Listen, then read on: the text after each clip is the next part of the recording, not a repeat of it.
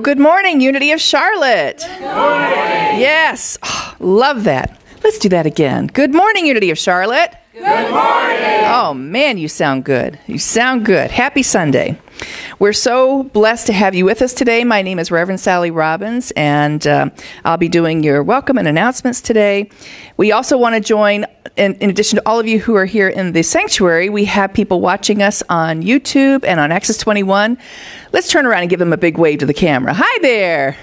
Yeah, thank you, Bernadette. Thank you, Alan, for all your help back there. All right. Unity of Charlotte is here nurturing a deep, mature experience of God through the practice of unity principles. Simply put, we are here to love, grow, and serve. As you see on all of our pieces, that is our tagline. And we believe spiritual community enhances our experience of life. Doesn't it feel better when you're taking somebody along with you? Of course it does. It makes it richer, deeper, and more expanded. If you're joining us for the very first time today, a very special welcome to you. If you haven't picked up a welcome packet in the lobby, please do so on your way out. If you see anyone with their name tag that has a blue ribbon on it, they're our special welcome team. They'll be happy to answer any questions that you might have. Also, you can sign up for our e-newsletter out there in the lobby as well. And if you're in need of spiritual support, you can also place a prayer request in the prayer box. If you also would like to do that, you can do it online as well. You can go online and there'll be a confidential place for you to do that. So please, if you have a prayer request, let us know. And here's wonderful happening things at the church. We always have several of them going at the same time. Today, if you noticed all the flurry and activity out in Unity Cafe Unity, I always get that wrong. Is it Cafe Unity or? Yes. Cafe Unity, thank you.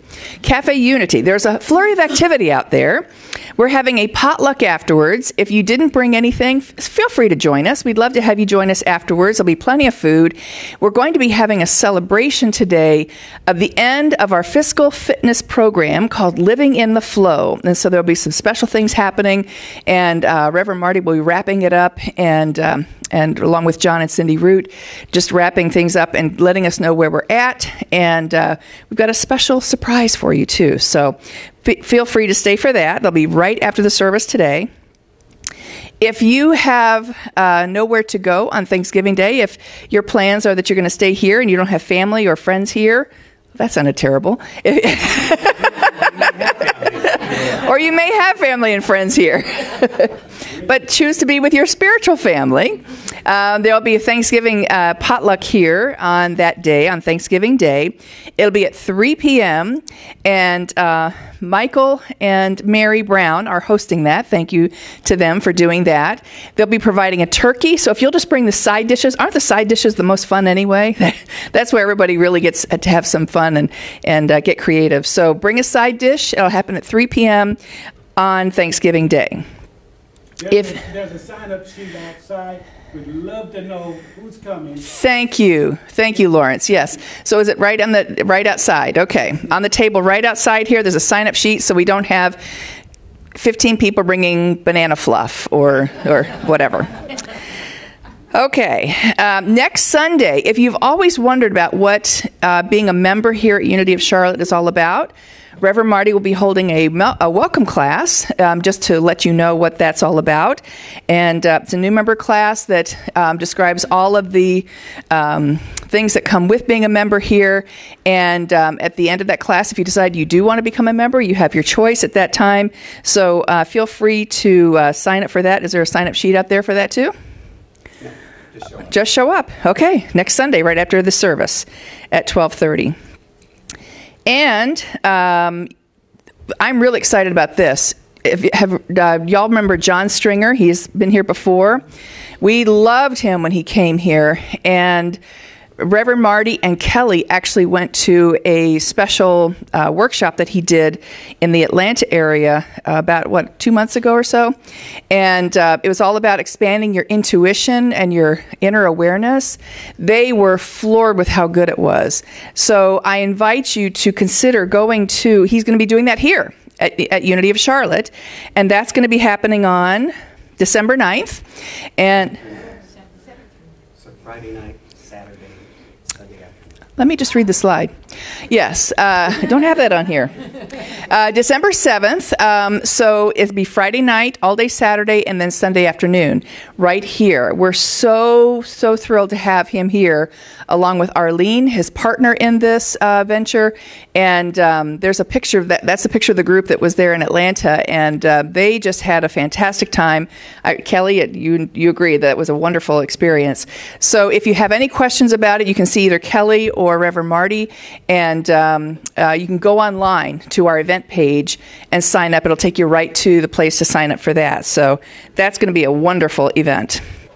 All right. And so now we're going to go on our inward journey. I invite you to just get comfortable in your chair, relax. If you feel so moved, you can close your eyes.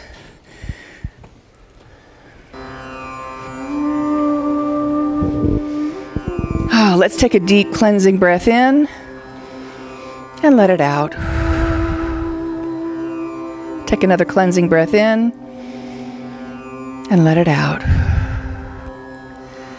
And with it, let go of any hustle, any bustle, anything that you had to worry about on your way here. We just let it go. We just let it go. Feel yourself fully supported by the chair underneath you. Know that you are fully supported by the universe surrounding you. For I know that there is only one power, one activity, one presence, and that is God, whatever name we choose to give it. We know that there is a divine presence that is in, around, and through each one of us, that we are made of the holy DNA. And so we simply reside in that knowledge right now, knowing that we are the God stuff, the same power that holds the planets in place. I know that same power resides in me, and it resides in each person in this room, each person hearing my voice through whatever broadcast they're choosing to watch this. I know that we are all made of this wonderful presence we choose to call God. I know that I am that. The great I am resides deep within me. I know that at any time, any place, I can turn to this place and know the truth of who I am, despite the outer conditions that might be happening in my world, whatever chaos might be going on. I return to this place of peace, serenity, and the deep, deep knowing that I am one with my God.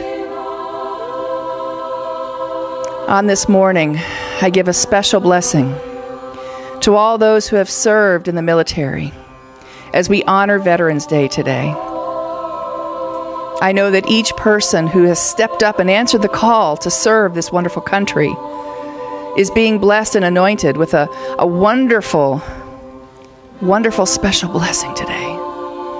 That we are called to step into our greatness, sometimes through military service, sometimes through spiritual service, whatever that may be. I know that our veterans today are being honored for their great sacrifice.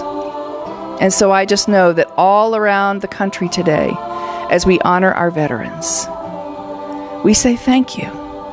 Thank you for your service, for your willingness to step up and say yes to a greater calling. I also give a special blessing to each and every person today who might have come in with a hurting heart. Maybe there's some sadness, some grief, some loneliness, whatever you might be feeling today. Know that we are lifting you up right now, that we are holding you in the arms of God. Even as we sit in the sanctuary, we know that we are surrounded and imbued with the presence of God that never knows loneliness, never knows sadness, and is only lifted to that place of perfect peace. And so I bless this wonderful service today. I bless Reverend Marty as he steps forward to give our talk today, that we are lifted up, that we are inspired by the divine words that flow through him. I give thanks for our choir, for our music, that too inspires us to go to that deeper spiritual place that knows that we are one. I bless it all. I bless this wonderful community called Unity of Charlotte, knowing that it is a light, a beacon on the hill, that we are here to serve, to love, and to grow. And so with these words, I just give thanks. I give thanks for the opportunity to direct this law that always says yes. God is, we are, and together we say, and so it is.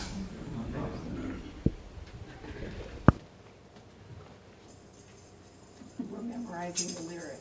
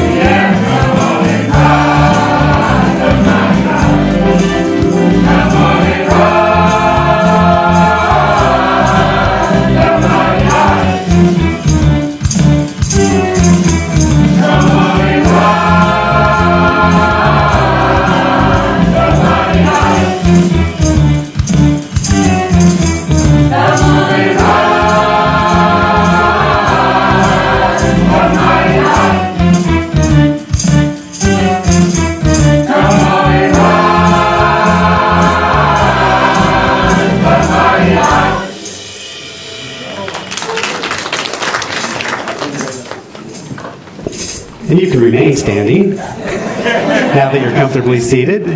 And join me in reading our affirmation. Today, I give thanks for the abundant blessings of my life. My heart is open and I am filled with grace.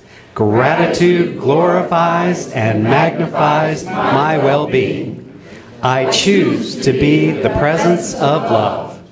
I give thanks for the abundant blessings of my life. Thank you. So will you please welcome our special guest musician today, none other than the fabulous Lawrence Tolliver.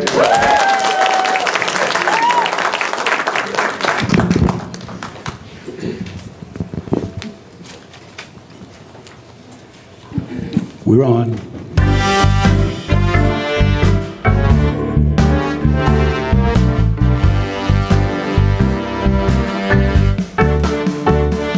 Out of the shadows into the light, everything's gonna be alright. Out of the shadows into your love, you're all I'm thinking of. I was blind, now I see. Drowning in sorrow, you rescued me. out of the shadows into the light of your love. Out of the shadows I found my way. Now I can see the light of day. Out of the trouble of this whole world. And then your arms around me curled. I was lost, but now I'm found. You make my spirit leave the ground. Out of the shadows into the light of your love. Out of the shadows into the light. Oh, everything's gonna be alright. Out of the shadows into your love. You're all I'm thinking of. I was lost, but now I'm found. You make my spirit leave the ground. Out of the shadows into the light of your love. Oh, out of the shadows I found my way. Now I can see the light of day. Out of the trouble of this old world. Then your arms around me curl. I was lost, but now I am found. You make my spirit leave the ground. Out of the shadows into the light of your love. Out of the shadows into the light. Everything's gonna be alright. Oh, out of the shadows into the light. It's gonna be alright.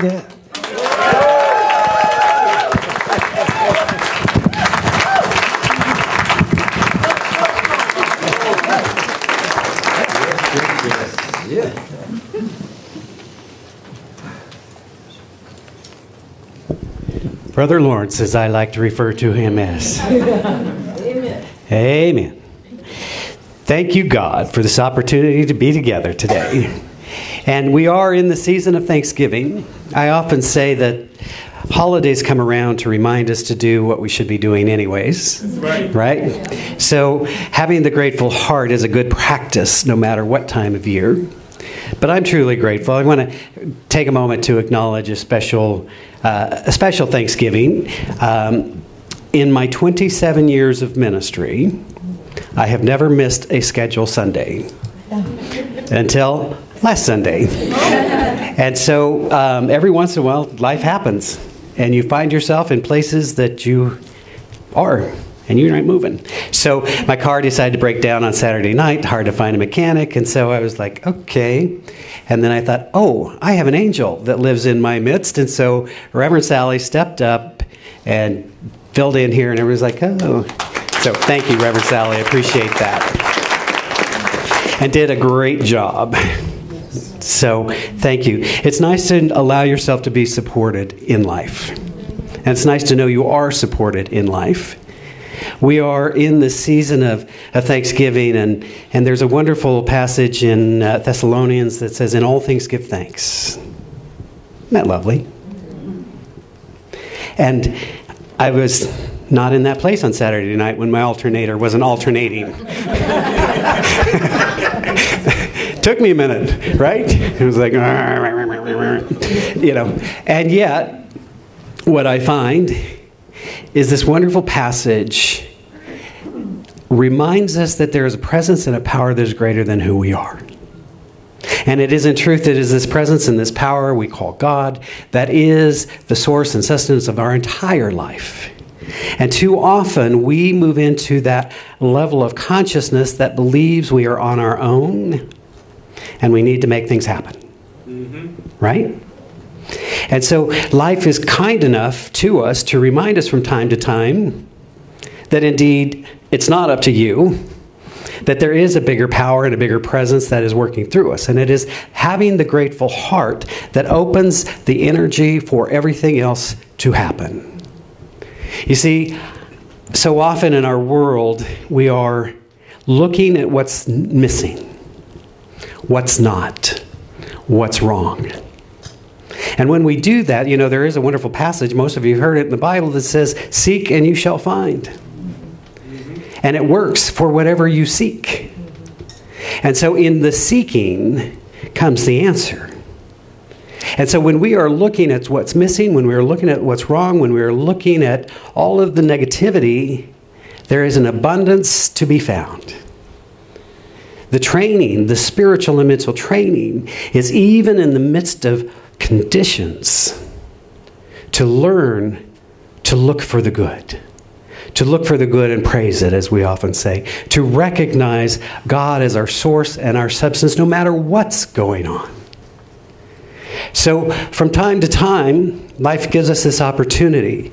You know, I'm just so moved by, this disaster in California and this whole city that just got wiped out by fire. And 250,000 people are displaced right now, because this fire moved through so quickly. And, there's all kinds of things going on in our world. And then I look at in my mirror and I go, and you're whining about what again? Right? You got a hangnail and that's the biggest issue that you can deal with right now, right? It's like, be grateful. Be thankful for all things. You see, every once in a while I do like to crack open my Bible because there's some good stuff there when you look for it. And in Thessalonians, it does say to us, let joy be your continual feast. Make your life a prayer. And in the midst of everything, be always giving thanks, for this is God's perfect plan for you in Jesus the Christ. You see, making our life a prayer is recognizing our power. They say, pray without ceasing. And what is prayer? Prayer is the communion with the divine. There's many forms of prayer. There's many ways that we pray. But at one level, we're always praying. We are always communing with this infinite intelligence because we are a part of it. The divine reveals itself into the world through its creation. And since each of us are a part of its creation, it is revealing itself through each one of us. So you hear me talk about time and time again about being co-creative beings. In truth, we create nothing. Life creates everything. But through us, we have the opportunity to guide and direct these spiritual laws and principles. And when we are aware of that, we recognize that at one level we are praying without ceasing. What are we praying for? What are we seeking? What are we finding? The opportunity for us is to return into that practice. You see, that what we are focusing on, what this simple passage is telling us, is focus on unbounded joy. How much joy can I experience in life? And I want you to understand something. Joy is different from happiness. Right? I remember one time as my grandfather was making his transition, very, very ill. He had had a brain tumor. It had caused his whole entire body to swell up. He looked like a walrus laying there in bed. And it was very sad. He was a very dear, dear man to me. Part of who I am today is because of him. And I felt incredible sadness. And yet, I also experienced joy in the presence of being with him. Joy in the opportunity to midwife him into this next experience, to be present and available as he moved through a phase of life. It wasn't the end of life. It was a phase of life that was changing. So we can experience joy and not be happy. It is when we recognize our oneness with the divine and we recognize that in truth all is well, that we move to a deeper level of understanding. And then it tells us to make our life a prayer. Jesus said to us, pray time and again.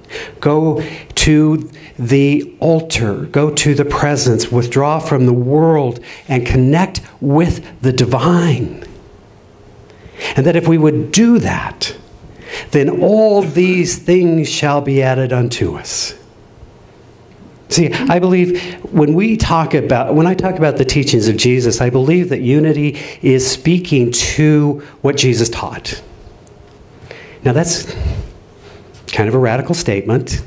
And I'm not saying we're better than or worse than. I'm just saying, I think what I came to understand about the teachings, what Jesus was not saying, worship me, but saying, follow me. There's a difference, right? And then when I go to what I like to call the red letter parts of the Bible, you find a lot of really good stuff. In fact, you found about 95% of the good stuff in those red letters. Yes. And then what happened was there was these groups of people. Something happened. Jesus came and he began teaching this, and healings occurred, and life was changed. And people felt uplifted and inspired and felt more connected with the essence of who they were. And they began to form communities. And they began to form small groups. And they had meetings, sometimes secret, because it wasn't the religion of the day. And so sometimes they met in homes, in secret, to share in this profound awareness that was taking place. And then, because they were people, they started to argue about stuff. They formed committees. They invented Robert's Rules of Orders and I don't know if they did all that, but people are people. And so then Paul comes along, and everybody's like, what do we do when this happens? What do we do if that happens? And so these letters that have been given to us in the New Testament are often Paul or his disciples or others who call themselves Paul. We don't do that anymore, but back in the day, you could say, you want to put some impact? Peter, here's what I'm writing, right? And so he began to help communities form. Now there's beauty and wonder and insight. Like this phrase here is just beautiful. Pray. Experience joy. Give thanks in all things. But then there's also some other stuff. And some of that other stuff has been used less to the good of our well-being. That's how the Bible has been justified used to justify not racism, but slavery and other things, right? Because there's this little passage and we say, oh, it's an abomination to be gay. Ooh, can't have that. Where it doesn't really say that, but that doesn't matter, right? If we're going to interpret, let's interpret. So I always like to go back to, what is the essence? Love one another. Love each other as I have loved you. So these beautiful letters, I'm okay with reading through and editing so that they fit my worldview. Now, if there's any fundamentalists in the group, you're just freaking out right now, and I bless you. I love you, I bless you. I went through it myself. Right? But the truth is that at the heart of all religion, there is this fundamental message of love, of compassion, of awareness. At the heart of all teachings, that exists. And then as we get further away from it, even now, both in Unity and in Science of Mind, we have these references to our founders. What did Charles and Myrtle say? What did they think? What did Ernest Holmes say, And they taught at their level of understanding. They taught into a time and into a culture that was different. We have evolved, but the truth that resides in unity principles are eternal. The truth that resides in Christian principles are eternal. The truth that lies in Judaic principles are eternal, and on and on and on. So my journey has been more to look to find what is the eternal truth and how do I live from that place, rather than having arguments about how we dress, act, blah, blah, blah. Right? We find at the heart of it all an unconditional love. Gratitude is that thing that brings us into conscious awareness of the blessing of our life. Practicing gratitude. A friend of ours, a colleague of ours, Reverend Diane Harmony, wrote a wonderful book called The 5 Gifts. And one of the gifts is gratitude, developing gratitude. And she says, gratitude is a distiller of emotions. When you are giving thanks, you are purifying your emotional response to life. I love that. When you are giving thanks, you are purifying your response to life. You see, sometimes I think of our consciousness as like this glass of water. And in the glass, you've got muddy water. And so when you have muddy water, you start pouring water into the glass, and eventually the old yuck floats away, and you have a pure, distilled glass of water that you would want to drink. So too is our consciousness, and gratitude is that purifying force that allows us to be in a state of grace. As I said, when my car decided not to do what cars are supposed to do, isn't that annoying? Isn't it annoying when cars don't do what they're supposed to do, and people don't do what they're supposed to do, and life doesn't do what it's supposed to do, and you're just like, right? And then you take a breath, and out of that experience, I just realized how loved and supported I am. I had friends. It's all good, right? It's all good. Everything worked out. Nobody suffered. In fact, a lot of people were telling me how great it was not to have me here, which I'm not sure what to think of that. I'm not sure what to do with that information. You should be gone more, they said. She also says gratitude is the great multiplier.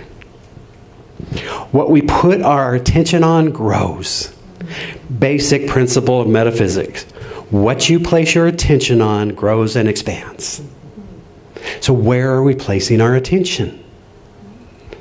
I work from a program often called Appreciative Inquiry, which says, what do we appreciate? And let's explore that. Rather than look at what's wrong here, what's right here? And how do we grow that? It's a wonderful transformative process. She says that gratitude puts you in the witness state. In the witness state, where you come into harmony with your essence and God's vision for your life. In our wonderful prayer and meditation class, we were talking about how we have two minds, at a minimum. Some of us have 4, 5, 6 going on, but and so there's the reactive mind that's getting mad, judging, discerning all the time, and then there's the responsive mind. And as we deepen in our meditative life, we become more aware of the responsive mind that sits, the observer that sits behind, observing us reacting. And that's where we begin to realize that we are at choice. So the more we can spend time in gratitude, the more we develop that witness state. We say, aha, in all things give thanks. I wonder what the blessing is here. You see, there's blessing seen and blessings yet to be seen. When we're in the process, it's not always easy to recognize what is the blessing. So a practice is to practice being grateful. I have friends that every night will write down 5 or 10 things that they are grateful for. I have overachieving friends that will write down 5 or 10 things every night and they can't repeat any of them. That's okay. That's okay. There still is. There's an abundance. We live in an abundant universe. You see, what I know and what I've seen so often, you hear me talk sometimes about this idea that we kind of get into the doing it right metaphysical mindset that says just if we evolve our consciousness to a state that everything will be perfect. We'll have plenty of money and perfect health and right relationships and everything is just going to be grand all the time. I call it the happy, peppy people state, right? But the truth is, we're here on this planet to grow, to become. So when I love Joseph Campbell's work, he really helped me to understand this journey that we're all on. When we decide to be here, we say, hey, I'm a soul. I got to do something for eternity. What should I do? I know, I think I'll take a trip to Earth, see what that's all about. And then you get to have experiences that remind us who we are. And so Campbell talks about this idea that when we're going on the journey, and you see this in literature and mythology and over and over and over, it's an eternal story. Any movie, any good movie will have this journey in it, where we go through the road of trials and we're challenged and we're starting to figure out who we are. And then at some point we come to the supreme ordeal. And the supreme ordeal is different for different people. But it is that thing that challenges us at the fundamental basis. And this is where people come to us and say, will you pray for me? Take this cup away. But the truth is, the gift lies on the other side. And it is through going through the supreme ordeal, going through that birth canal, that we emerge to discover who we truly are. And so I have conversations. Nobody wants cancer. But those who have survived cancer are different people because of the experience. Those who have experienced loss are more grateful for what they have. Those who have experienced a loss of health are grateful for their good health. Those who, the challenge, the thing that seems so awful at the time often is the thing that is the biggest blessing in our life.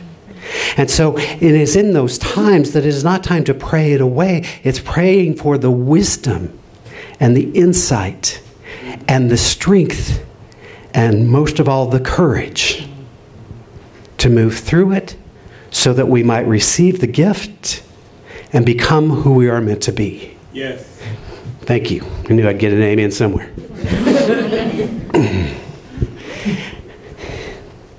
Ultimately, he talks about as we emerge through that, we become the master of two worlds. You see, that's when we're doing this human spiritual experience. Sometimes we think, oh, I'm a human. Oh, sometimes I think I'm a spiritual being. And what we would offer is that you're a spiritual being having this human experience. And when we identify with the spiritual self and can witness what we're going through, it's a very different thing.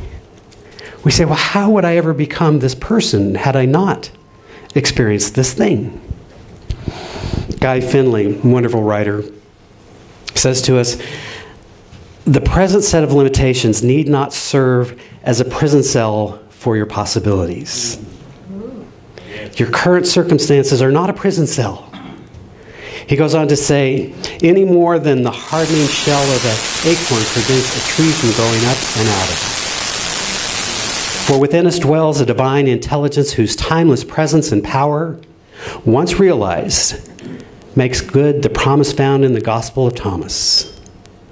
In the Gospel of Thomas, Jesus said, recognize what is right in front of you, and that which is hidden will be revealed. Nothing hidden will fail to be displayed. Now, if you're not familiar with the Gospel of Thomas, it's a Gnostic gospel. Didn't make the big book, but it's still good stuff. Right?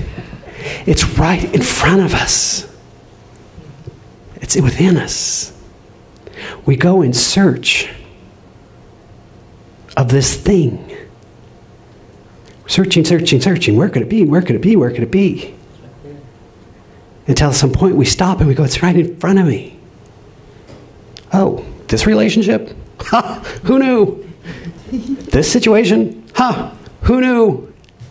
But there is something within us that when we will stop and we will recognize it, we are not bound by these limitations. We are only bound by our current level of awareness.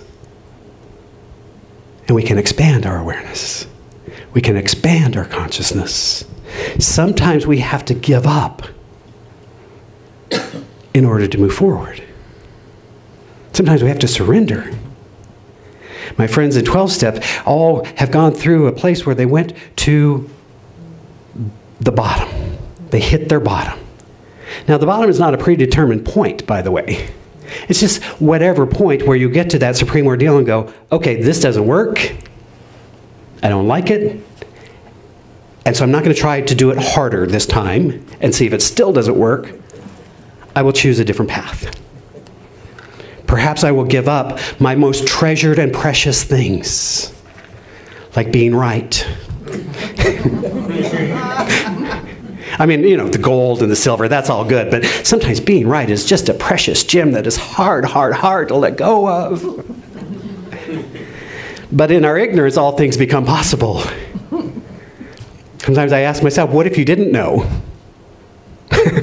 What might be possible if you didn't know?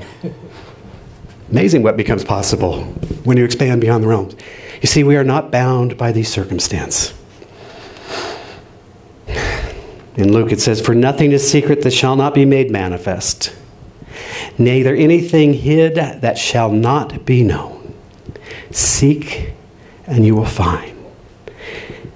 If we will seek this consciousness, Jesus referred to it as the kingdom of heaven, this state of awareness of our oneness with the divine presence, then all these things shall be added unto us.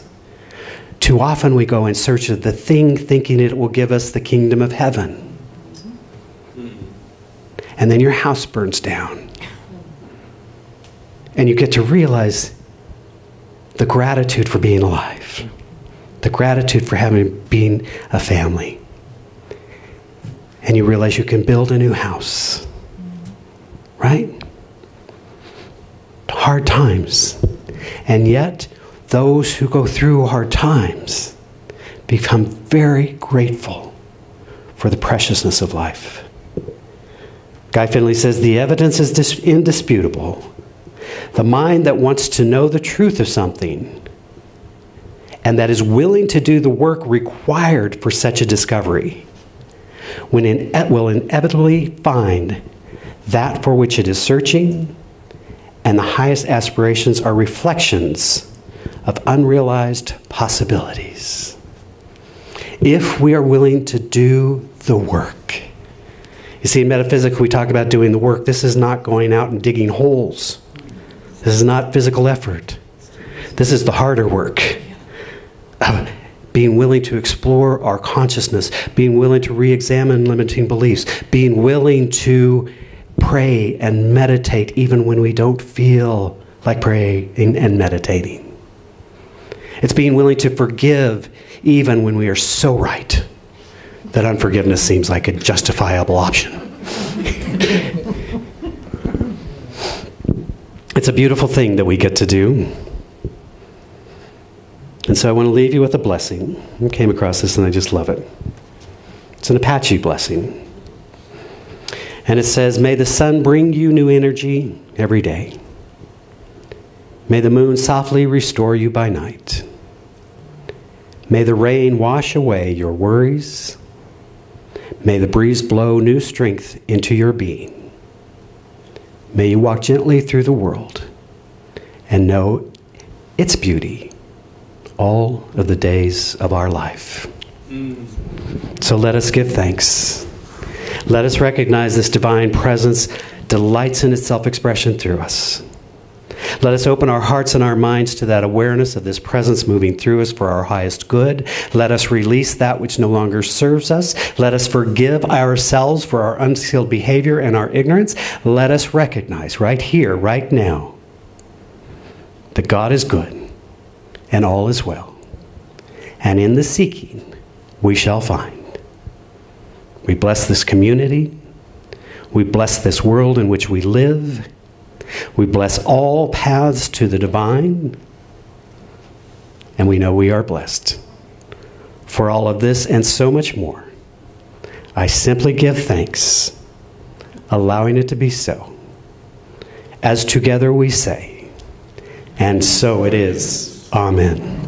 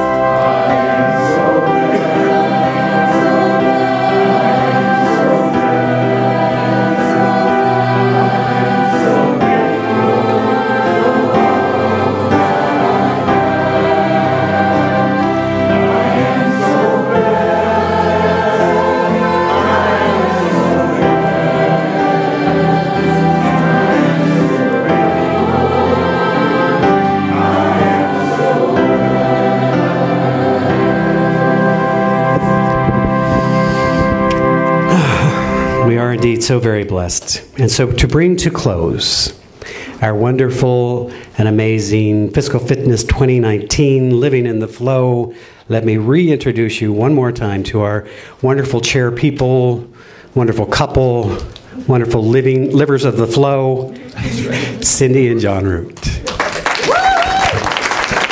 Boy, was that a build-up. We just stand here in tremendous gratitude for all of you and for everything that you do for this church. You know, about 2 years ago, my company reorganized, and I had to put in for a different job, and I was just trying to get as close to my grandkids as I could. So I must have put in for over 60 jobs in the state of North Carolina, and I ended up with this one, and I often wondered why here, because it's 2.5 to 3 hours away from the kids. But I am convinced that God brought us here to be a part of this movement, to be a part of seeing this church grow into its magnificence. And it's because of all of you working with us that this is a possibility, and we just stand in tremendous gratitude. And I'm going to pass it to John, who's got the details. Okay.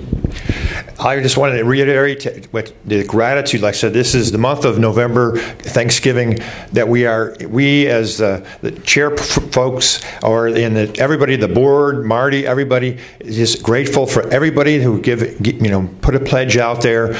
There's approximately just over $105,000 pledged by 31 different households. Those, so that's. So that's a good mark and everything. And so now our board can go forth and, knowing what they have, move forward. But again, I wanted to just, thank you, each and every one of you that have given, and this way the opportunity so we can bring other folks in and spread this good word to all other folks. Here's the numbers there: 105,246. And with that, Marty and they have the ushers here, or a couple of them, give a gift, a reverse offering, a gift for each of you. That's right. Great. Thank you, thank you, thank you. So you have your Living in the Flow stone to remind you of who you are, that we're living in the flow. I'm so grateful for Cindy and John, who listened to the call of Spirit to be here. We're so grateful for that, and for stepping up and serving as the chairpersons, and for all the people who've helped to make this thing a success. It's easier to form a budget if you have an idea of income, so that's a great thing. I want you to know, if you haven't got your commitment card in, it's okay. We're in a forgiving mood. You can turn it in any time. We would love to have your participation. And always, that's a negotiable thing. If life hands you the lottery, you can up your pledge. It's cool. We're good. We're fine. And if life circumstances change, that's okay too. We're just here. It's just to help us be more fiscally fit. And so we're grateful. So with that, I'll ask the real ushers to come forward. Now there is peace on earth, and it has begun with me. Now there is peace on earth, the peace that was meant to be. With God as Creator, united all are we. Now we walk with each other in perfect harmony. Peace has begun with me, and this is the moment now. With every step I take, now this is my joy.